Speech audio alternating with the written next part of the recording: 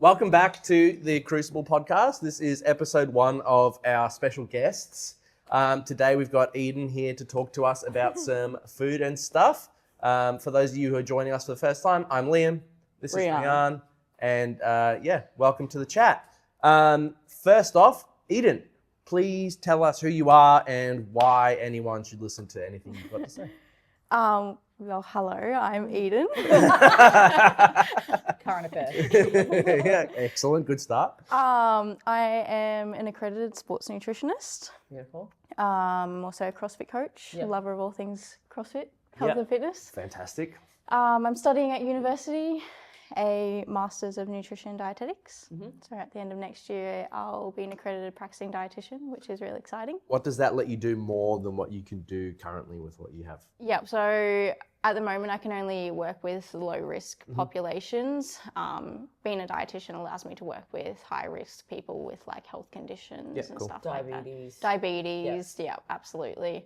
Eating disorders, that type of thing. So it just expands the population that I can work with essentially. Is that something that like you were always interested in doing, like more specialized population, or are you happy just kind of doing everything? Kind of happy doing everything. I am definitely interested in like eating disorders, disordered eating, and then also working with like higher level athletes. So, potentially those going to the Olympics and that type of stuff. Weight cutting for sport, like that's something I can't do at the moment unless that's under the guidance of someone else. So being able to do that by myself is the goal. Yeah, amazing. Yeah. Fantastic. And so how long have you got left in your studies, did you say? Year and a half. So at the end of next year, I'll be done. Awesome. Awesome. So exciting. And you're currently working with some GPP, general population people, and fantastic. What does when you work with your GPP people now, what does that like entail for like a normal person? Like if I was to come up to you and be like, hey, can you help me with my nutrition? What are the things that you would like look at and address? Well, obviously it depends on your goals for starters. I work with a lot of clients that want to just improve their performance in the gym, like they're everyday gym goers, doing like local comps, stuff like that. So, if that was your goal, it'd be looking at like your energy requirements. Are you eating enough of the right macronutrients? I have clients with like body composition goals too. So it'd be like, cool, are we moving into like a deficit or a surplus? And then just like your health related goals too. Like, cool, are we eating enough fruits and vegetables? All that type of thing. Just like the real foundational level things that a lot of people don't get right. Oh, 100%. Like even myself, like been in the industry for so long, and when I'm trying to lose weight, it's so easy to lose track of being healthy and just losing weight. You're just like, I've eaten rice and mince for the last 3 weeks. I can't remember the last time I had a vegetable. Yeah, absolutely. And I 100%. think too with like social media and all the fad diets going around, people think they need to be doing something special and crazy to do those things. But it's like, no, if we just go back to those like core food groups and the basics, you'll be fine. Yeah, fantastic. Great. Basically, I think one of the first things that I would love to get your opinion on is food volume. Like in here all the time, I've got to convince the 40-plus-year-old ladies that they're not eating enough food.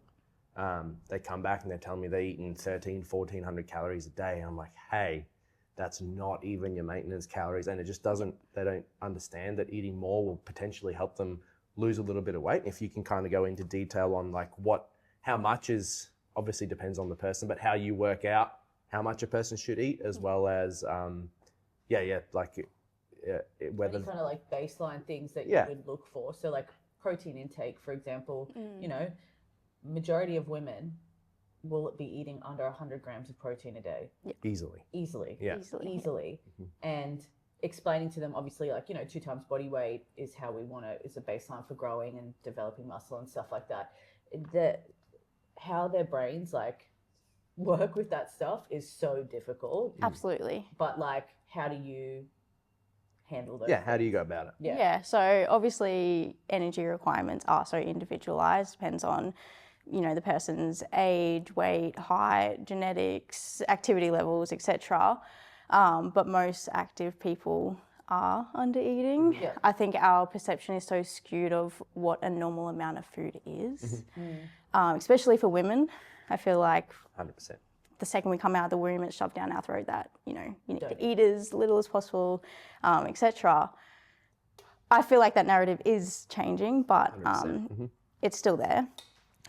In terms of what I do with my clients, a lot of the stuff with working out energy requirements is like math equations. There's anyone can access like an online calorie calculator.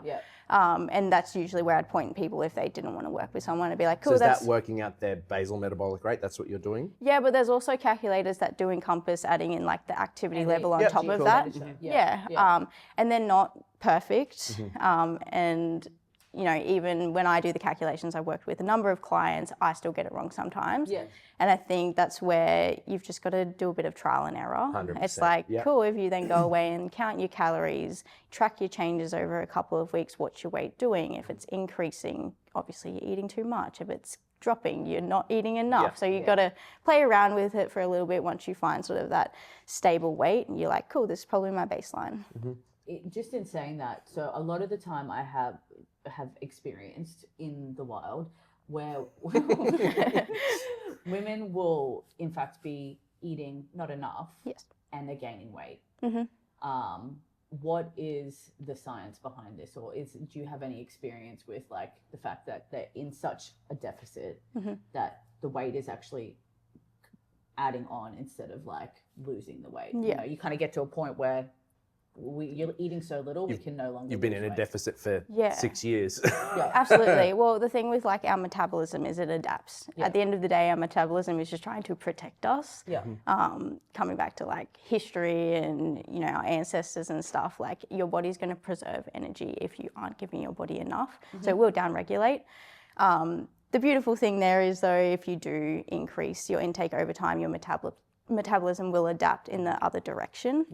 So I think that's where we start to see if you were to increase your calories, people are so scared of the gaining weight, but we end up seeing like, no, your metabolism adapts, you're able to train harder, you feel better. We start to see some of those positive body composition outcomes because you're actually giving your body what it needs.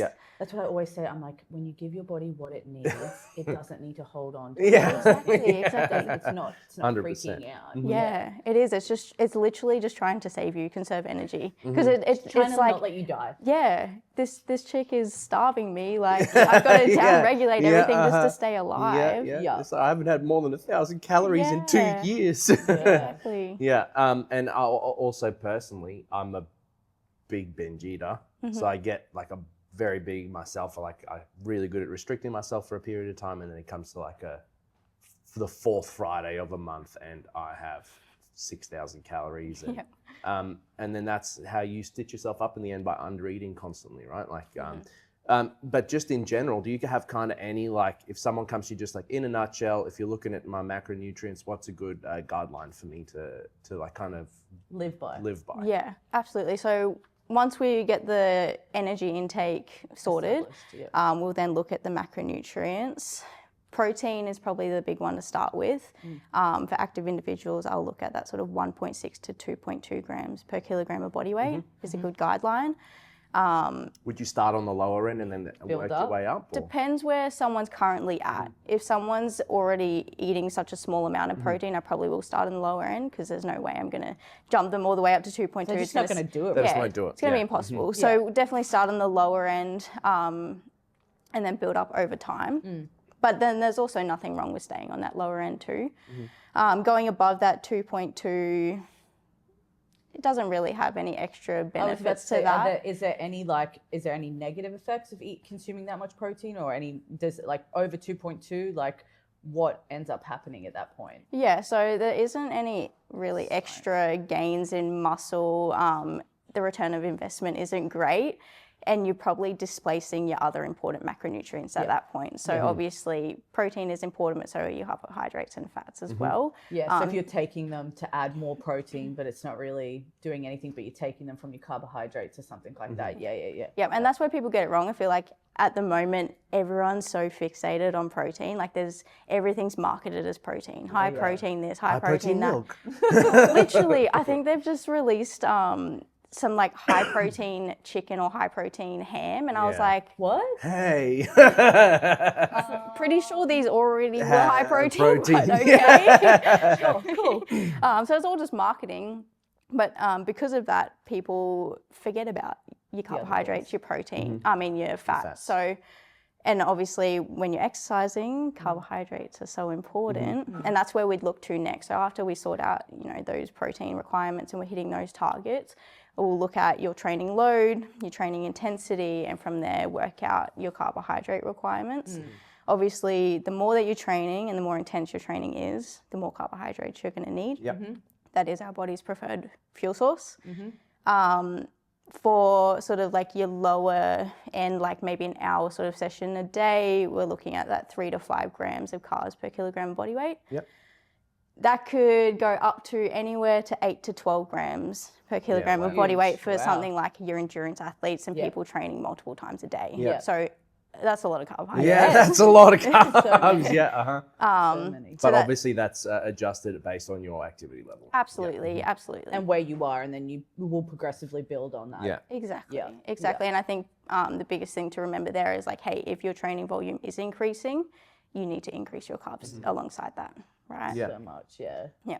And in terms of fats, obviously fats are so important for our bodies, like making hormonal function. So any guidance there in terms of? Yeah, so after you work out your protein and carbs, I'd say the rest goes to fat. And the biggest thing there I try to avoid is dropping below that 0.5 gram per kilogram of body weight.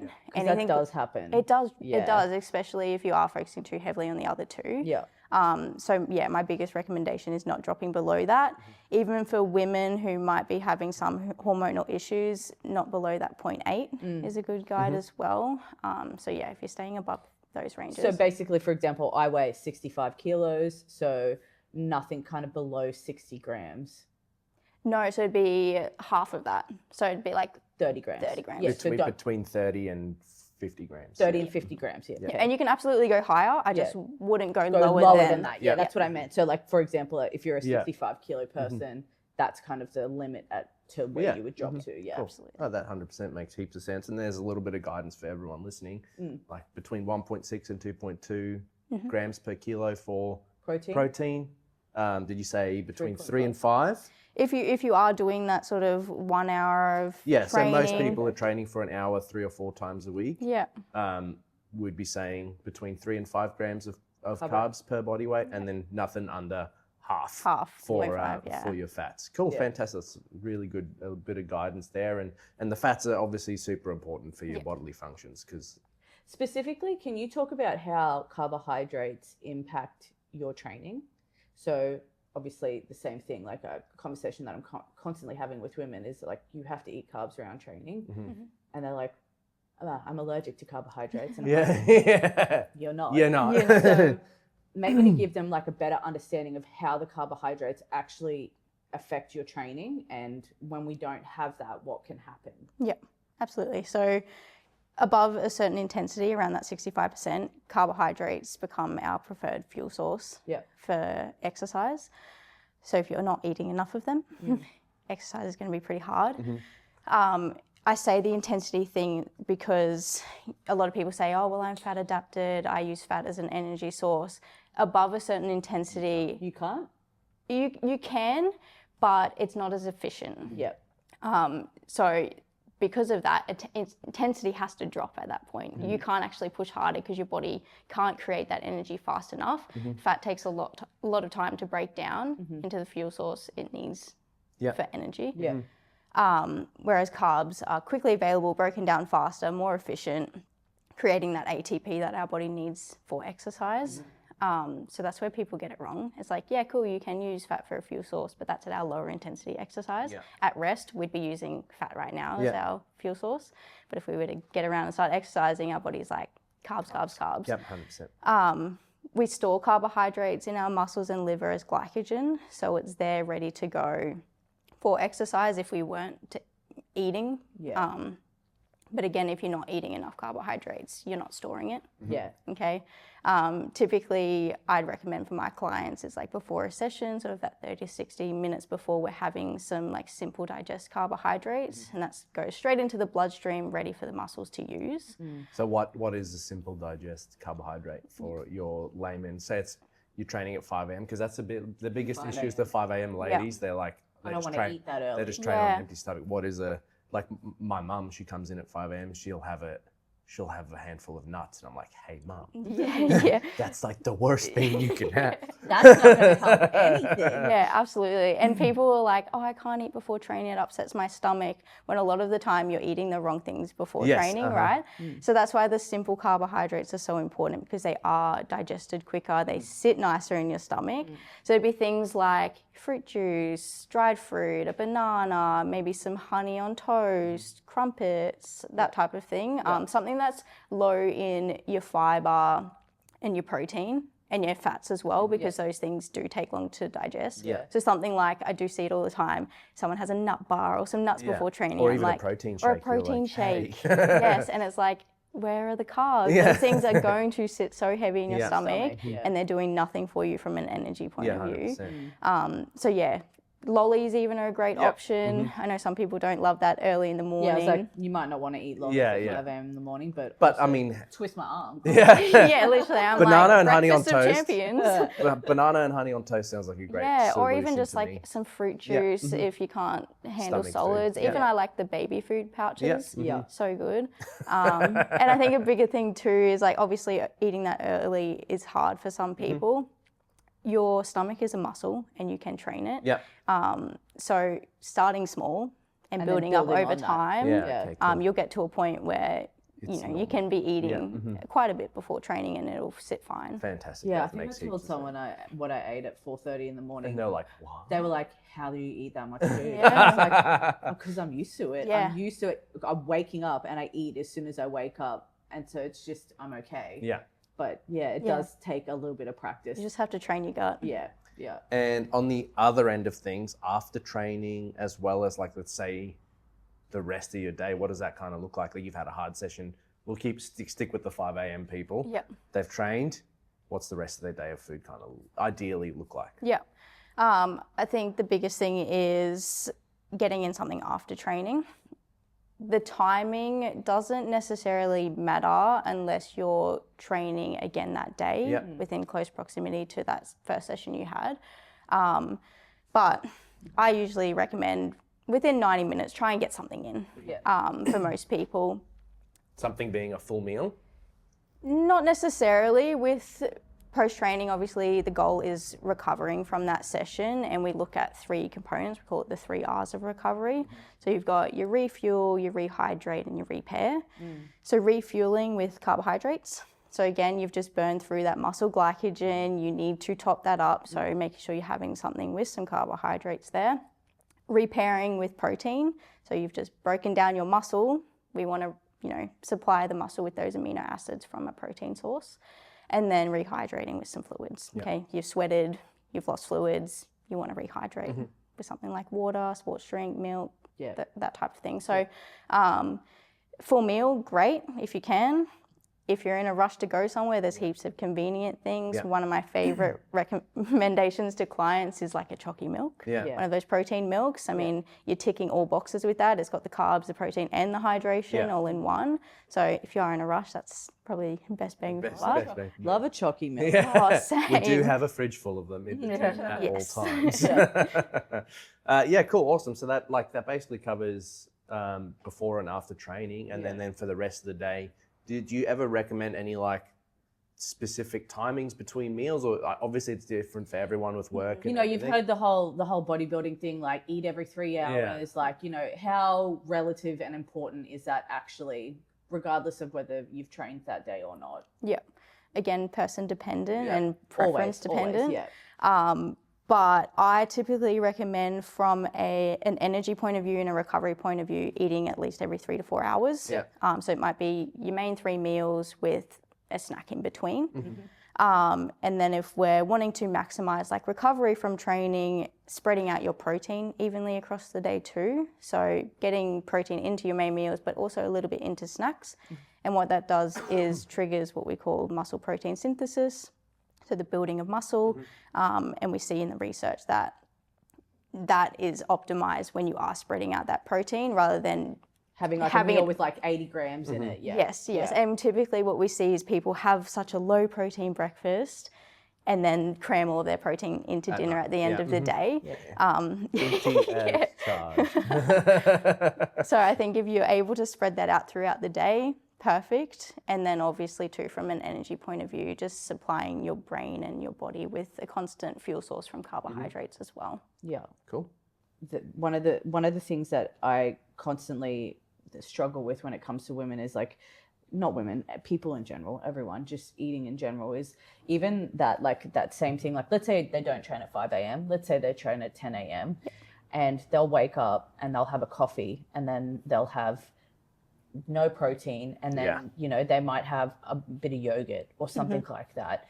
The thing that like often gets like negated is that you've just fasted for 8 hours while you slept, and then you're not giving your body anything.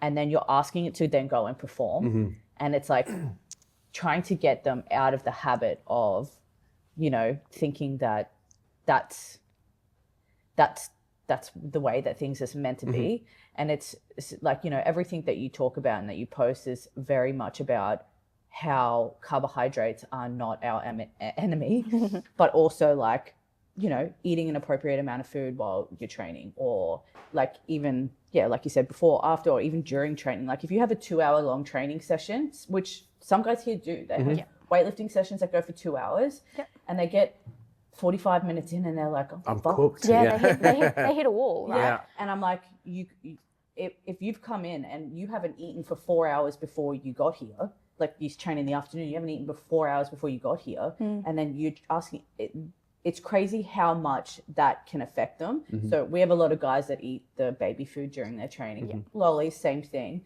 But is there anything that, like, I guess if you could give anyone advice when it comes to like looking at their food, what are like the 3, or, you know, what are the main things that people can take away from that to make sure that their day is balanced and that they're doing the right things for their body? I guess when it comes to being in the gym and stuff, like first and foremost, you need to be eating enough. Like your tank, you can't run on an empty tank. Essentially, your training's just gonna feel like shit. Essentially, so that's bottom of the period. First and foremost, eat enough. Okay, and then coming back to that carbohydrates, like you need to be eating enough of those too. Before training, if you do have longer sessions, like, making sure you're including something during as well, because you are going to hit that wall. And then also after too. I think it just comes back to like the foundations, right? Nailing those basics, eating enough, eating the right ratios of the macronutrients, getting in your fruit and veg micronutrients. I think if you can nail those 3 things, you're setting yourself up for success in the long run, right? And I think like I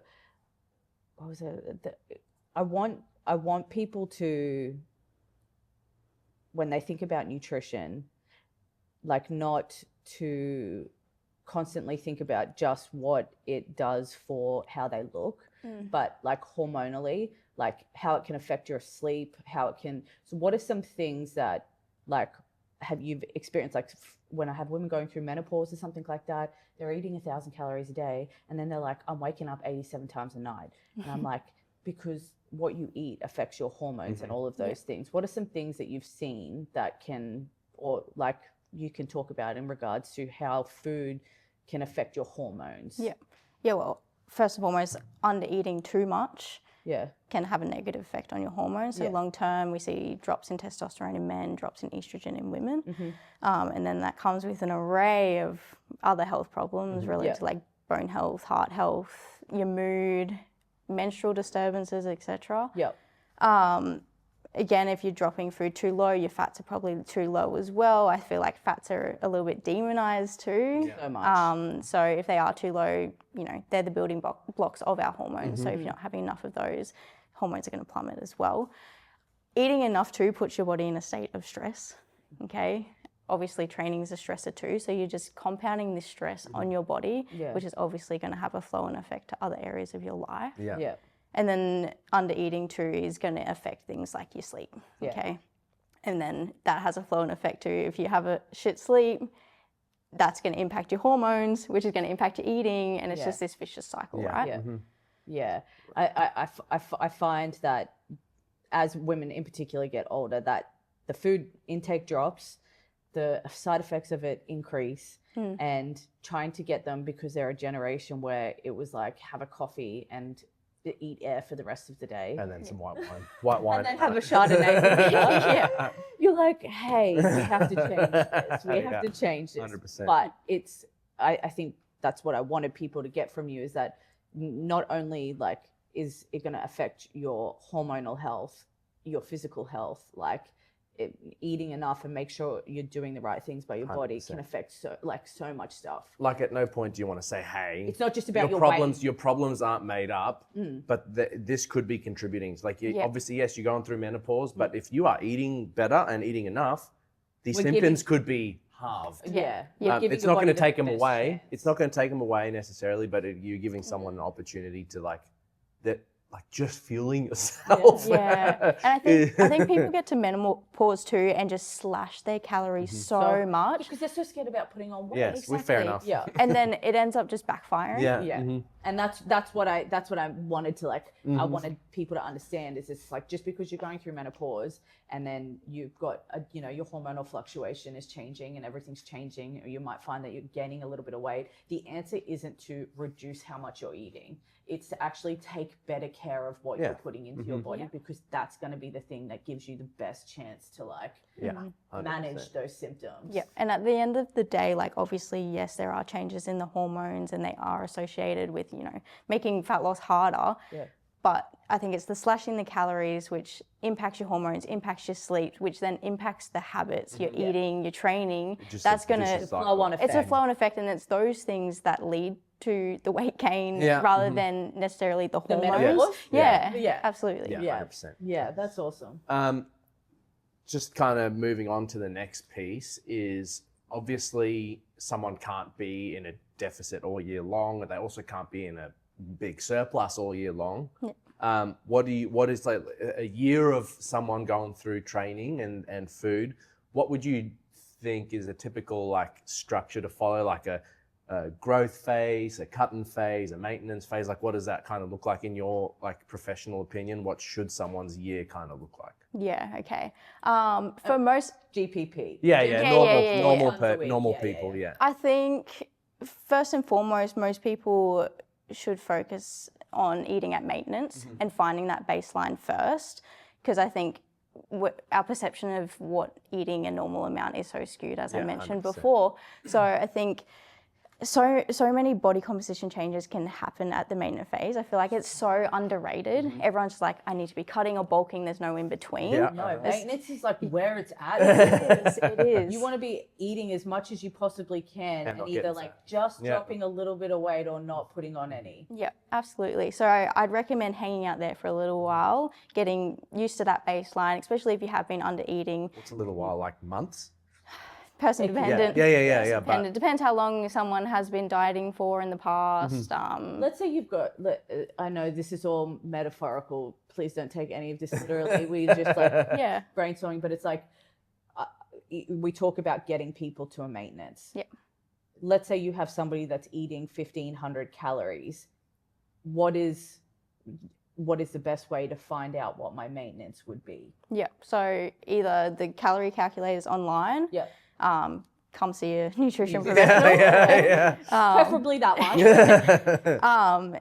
And then again, it comes back to just that trial and error. Yeah. We're probably not going to get it right the first time. And that's the biggest thing, right? Is that people get so scared of trying something and then, oh shit, I put on a kilo. You're like, hey. Yeah. It's different for every single person. So we really do need to take the time to be like, oh, I just need to have one less milky coffee a day, and then I don't put that kilo on in this. Let's just like it is different for every person, as you said. So trial and error is such a big part of it, and people don't realize that, and then they get put off so quickly when it doesn't go exactly to plan week one. I haven't dropped 6 kilos in 1 week. Yeah. Yeah. I think too, like you Exactly. go from severely under eating to eating a normal amount, and you will see that increase in the scale, not necessarily because it's coming from fat, Yeah. but it's like Food in your stomach. food in your stomach, extra Water water weight, weight yeah. from eating more carbohydrates, just stuff like that. It's like, it's okay. The scale is going to increase. Yeah. You haven't gained 6 kilos overnight. Yeah. You're fine. Yeah.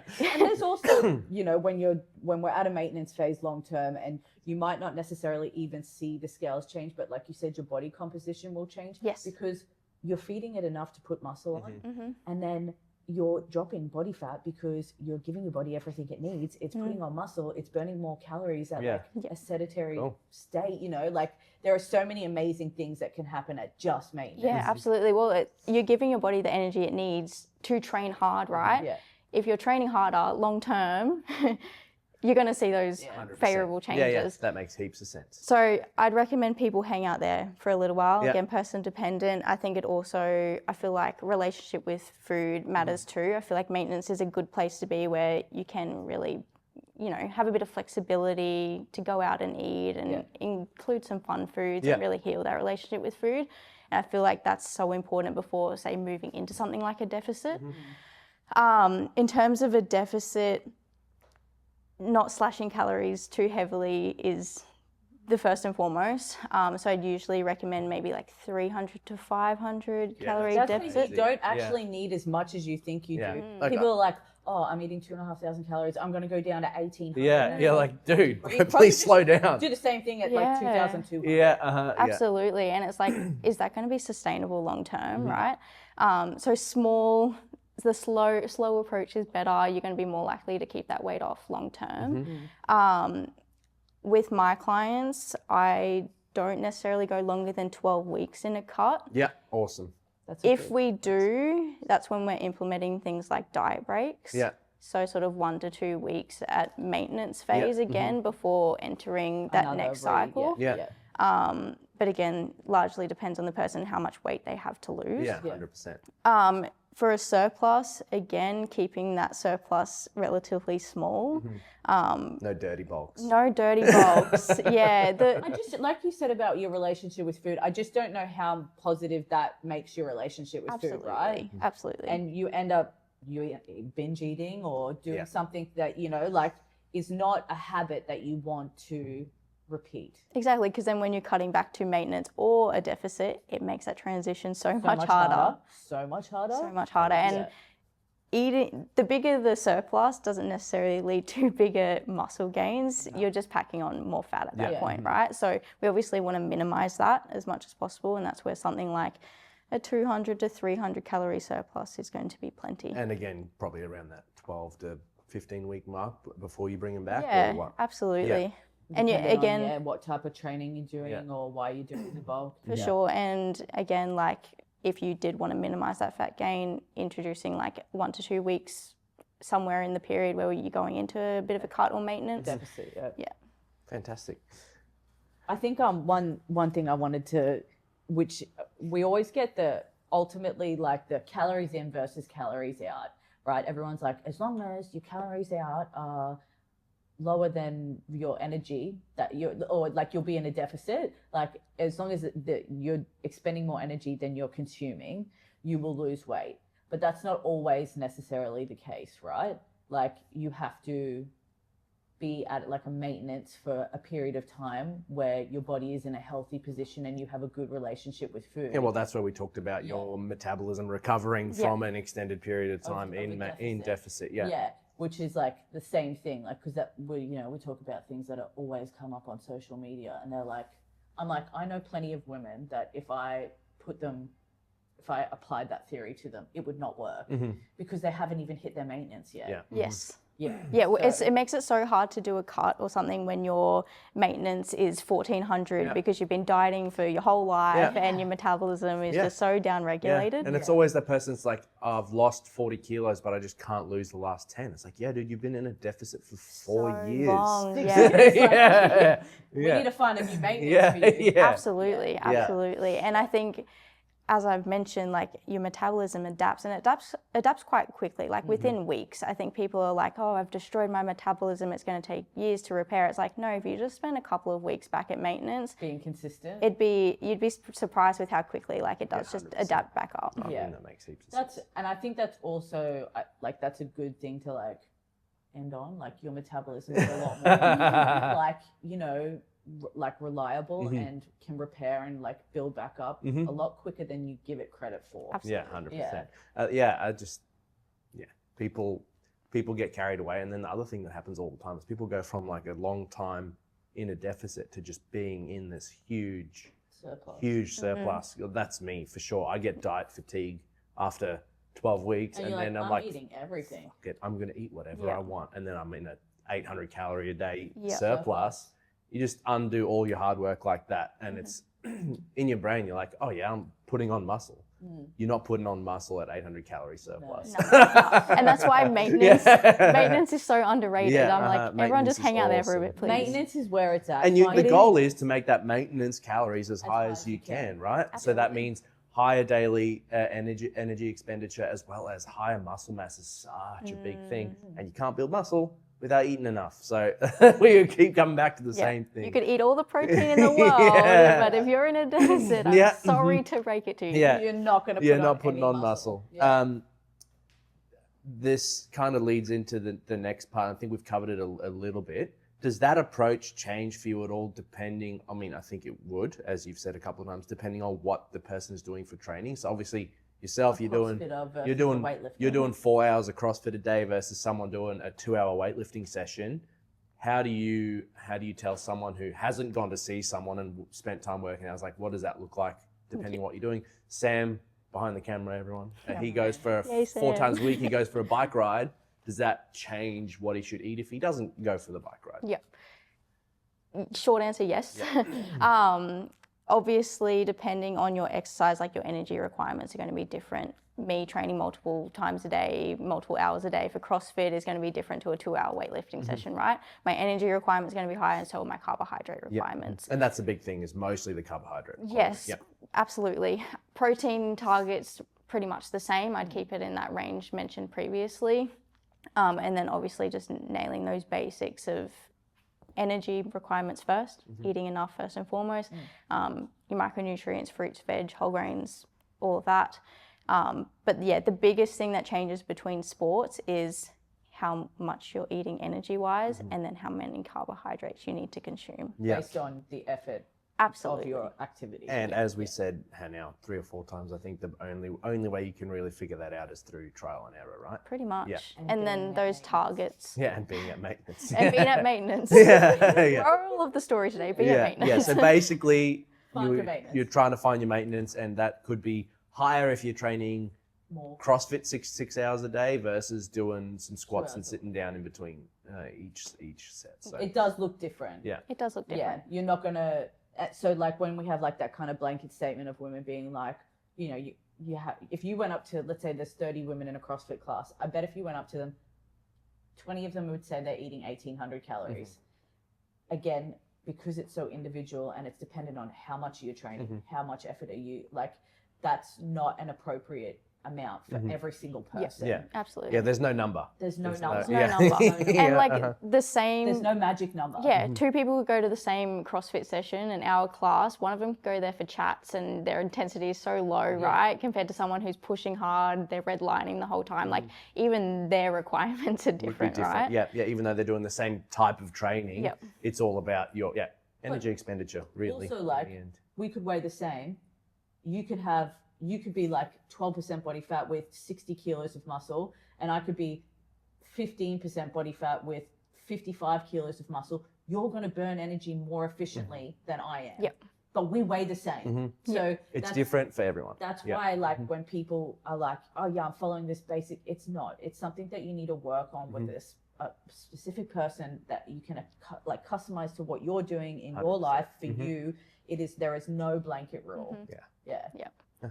That's cool. Perfect. Exactly the answer I wanted to get out of you today, Eden. And then one of the last things I actually wanted to cover was something that I know very little about. Maybe you can shed some light. Is there a difference to what you would give, let's say, a 30-year-old man and a 30-year-old woman, as well as the opposite, like a 50-year-old man and a 50-year-old woman? Do you change the prescription, like men versus women, or is it kind of similar the whole way through? Same approach. Yeah. Yeah, it's not too different. I'd say the basics apply regardless of your gender. Yeah. Obviously, there's some differences in micronutrient requirements. Biggest one there probably being like iron. Yeah, for women. Women need more than double what men need. Yeah, right. I did not know that. Yeah, so men need 8 milligrams of iron a day. Females need 18. Yeah, right. Okay, cool. And iron has a massive impact on how we feel, how we train. So that's the biggest thing there. A lot of women, I will go blood test. To see what your iron levels see are. what your iron levels are at. A lot of the time, they come to me under eating and stuff like that. They're super fatigued, and so that's interesting, because I thought the main reason most women I've worked with are iron deficient. I just thought that was towards their under eating, but I didn't actually realize that their requirement for iron was so much higher. No, I understand. I understand the theory. At least anyway. Yeah. Like, no, I understand the theory. I never even thought of it that way. I always thought it was like, oh, they're just not eating enough. Yeah. They are not eating enough, but they also need more. They have a higher Yeah, amount. the eating enough doesn't help. Yeah. It's not making it any better. They still need the 18. Yeah. Yeah, exactly. So if you're not Yeah. eating enough to begin with, it's really hard to meet Yeah. that requirement. Yeah. But also too, like athletes tend to have higher losses of iron as well. So from like GI loss, like GI bleeding, loss through sweat, a thing called foot strike hemolysis. So in What is runners, that? it's like in runners or like impact stuff, it's like the breaking down of the red blood cells. Oh my goodness. Yeah. Never heard of that ever. Yeah, before. Yeah. That makes sense. And then obviously you stack on the menstruating monthly and then the under eating. And then if you have people going on vegan or vegetarian diets, like it's the perfect storm for iron deficiency and anemia, Also, right? that makes heaps of sense. Yeah, it does. Like seeing the outcomes in the gym. It's almost like this is a job to do. Yeah, funny that. It's almost like we got an expert to come and talk on the to educate me. Yeah. So yeah, that'd be the one significant difference between males and females is Iron requirements. Yeah, iron requirements are they're harder to hit for your females. I think a lot of women would be surprised to know that they require so much more than a man does. Yeah. And it's really hard to eat 18 milligrams a day, to be fair. Yeah, where does that come from for the people who Like, what are some foods that are rich in iron? Yeah, so things like your red meat is your big one. I mean, there's two different types of iron. You've got your heme iron and your non-heme iron. So heme iron is more from like your animal-based products, and that is more bioavailable for the body. And then your non-heme iron is things from like your green vegetables and plant-based sources. So spinach is a good example. Yeah. That is not as bioavailable as your heme, which is why like vegetarians and vegans, their requirements are even higher because they don't absorb as much from that food. And I feel like, I don't know, just working with clients, I feel like a lot of females avoid things like red meat or don't eat enough of They it. love chicken. And Yes, I exactly. eat red meat every day. Yeah, literally same. And like chicken and stuff have it, but it's definitely higher in more of your pork, beef, etc. So yeah, at the end of the day, like most people aren't eating enough of it, and there's things you can do to help with absorption, like pairing your heme and non-heme together, pairing your iron-rich foods with vitamin C actually helps with absorption. Oh, right, awesome. Yeah, and then I think a big one is having iron-rich meals away from like tea and coffee. There's compounds in tea and coffee that block absorption. So I think, you might have, you might have like women having a high iron breakfast, but they're having a coffee alongside and it's like not helping the situation. Right, awesome. That's super interesting. Things like your fortified cereals are another good option. So Wheat Bix, Nutri-Grain, all of that actually are fortified with iron. So that's a little sneaky fact for you. Yeah, right. For, Cool. to take Yeah. away. Wheat Bix, guys. Pre-training. Pre-training, exactly. Pre-training, I and then love you a can good have your bowl of coffee after cereal. training. Yeah, love a That good bowl makes of sense. cereal pre-training. Yeah, awesome. Love Fantastic. cereal. Great. But yeah, go get a blood test, check your levels first. Obviously, if you're low or on the lower side, talk to your GP about supplementation because it makes a huge difference. Do you end up seeing most females end up being on some sort of iron supplementation? Yeah, they're not all of them are necessarily like deficient. Yeah. But on the lower low. end, right? And if we're wanting to optimize things, I definitely am like, oh, I'll probably Just go get it checked. Yeah. Yeah, go get it checked and see if supplementation is something that might work for you. Yeah. I mean, I literally had my iron tested not long ago, and my doctor was like, "Did you have an iron infusion just before you got this done?" And I was like, "No, why?" And she was like, "Your iron levels are so high," and I was like, "That's because I eat red meat. Yeah, right. I cool. literally eat red meat. I Only don't know." red meat. And like, she was just like, "Yeah, wow, Yeah, cool. That's naturally awesome. high iron levels," and I was like, "Cool." Love that for you. Yeah. See, I feel like I'm low on iron. I take supplements. If I forget to take my supplements and I'm just like for a period of time, I'm so tired, lethargic, Yeah. It training affects you. feels terrible. I'm like, what's wrong with me? No, And then I'm like, 100% oh, makes it's my sense. iron. Yeah, that makes heaps of sense. That makes sense. Yeah. Yeah. Cool. And like probably leading into this next bit, obviously we've talked about it a lot, is under-eating is bad. Is there anything specific that you wanted to cover in terms of like the long-term side effects of under-eating? Obviously, like We there's know the short-term effects. iron deficiency is one of them, especially in Yeah. females. But anything that you'd like to cover? You've had your own battles with under-eating over the years, Absolutely. and you come through it, and you're in a good place now. But anything that you wanted to share with the peeps and let them know? Yeah, well, essentially, when you undereat chronically for a long time, we enter a state called low energy availability, which is essentially a mismatch between like the energy you're eating versus you're expending, and it doesn't leave enough energy overall for like your basic physiological needs. Long term, this can lead to a condition what we call relative energy deficiency in sports, or REDS for short. You've probably heard of that. And REDS comes with a whole umbrella of problems. So things like your hormonal disturbances, menstrual irregularities, and even missing cycles in females. Bone health problems is a big one. So we see with athletes that do have REDS, stress fractures are Both men and women? Yeah, right. absolutely. And then things like mood disturbances and hair falling out. Yeah, hair loss is a big one. Hair is a big one, yeah, Always absolutely. hear about women with hair loss. Reflux?